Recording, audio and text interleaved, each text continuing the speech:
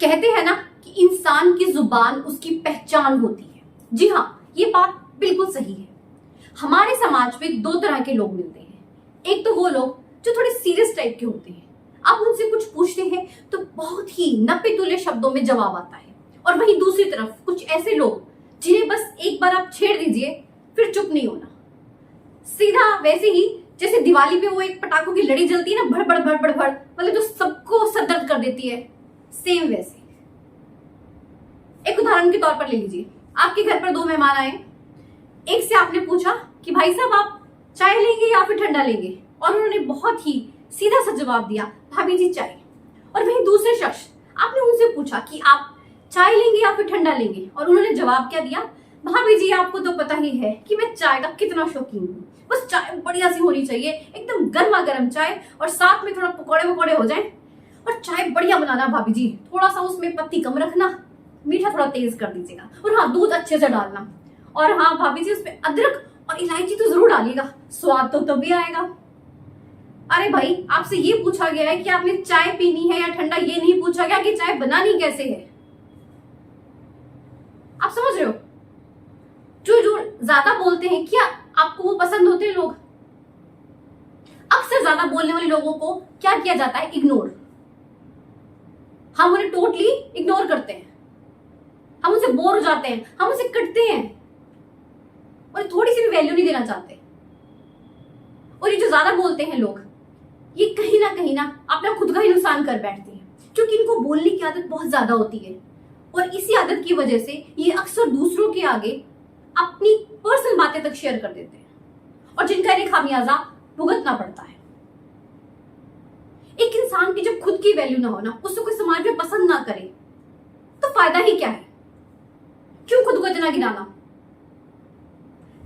ये जो ज्यादा बोलने वाले लोग होते हैं ना कहीं ये कुछ भी नहीं सीख पाते लाइफ में। एक थोड़ी बहुत जो इनको नॉलेज होती है ना, बस उसी में ये खुश है, क्योंकि कभी सामने वाले को कुछ बोलने का मौका नहीं देते, खुद इनको सुनने की आदत नहीं होती, तो कुछ सीखना तो दूर की बात है। That's it.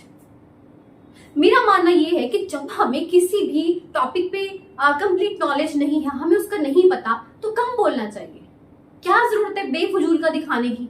इट्स ओके भाई, अगर हम अभी तक दुबई घूमने नहीं गए तो क्यों कहना कि हम गए थे? इट्स ओके, नहीं गए थे भाई, दैट्स इट। क्यों बढ़ाइए मारनी बिना बात की? ठीक है ना? क्योंकि अगर हम बिना किसी बात से अगर कुछ बोल देते हैं तो हमारे मुंह से कुछ ना कुछ ऐसा जरूर निकलता है जिससे कि बाद में लोग हमारी हंसी उड़ाते हैं। तो जैसा है वैसा है, इट्स ओके। कभी भी अगर हम दूसरों से बात करें तो सामने वाले को बोलने का मौका दीजिए। ये नहीं कि आप खुद ही बोले जा रहे हैं और वो आपका मुंह देख रहा है। पहले सामने वाले को अपनी पूरी बात रख लेने दीजिए, उसके बाद कर लीजिए बात। हमेशा बात करते हुए सामने वाले को इज्जत से पेश आइए, तभी वो भी आपको इज्जत देगा। कभी भी किसी से कुछ मनमुटाव हो जाए ना, तो जस्ट क्वाइट, कीप क्वाइट, शांत रहिए। थोड़ी देर के बाद मामला अपने आप ठंडा हो जाता है। अक्सर एक चीज और होती है, जब हम किसी से बात करते हैं ना, तो हमारी जो आवाज का वॉल्यूम होता है ना, वो हमें खुद ही नहीं पता चलता कब ये पहुंच जाता है ऊपर। थोड़ा सा कंट्रोल रखिए, ये बहुत जरूरी है। हमारे आसपास कितना ही तो शोर है। मतलब मैं अगर अपने घर की बात करूं, जहां मैं रहती हूँ, मतलब lots of crowd because it's on own road, बहुत शोर है।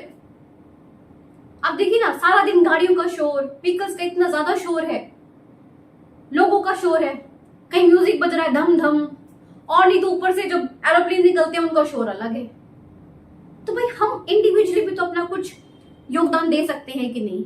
कम बोलें, सटीक बोलें, मीठा बोलें, और जितनी जरूरत हो उतना बोलें।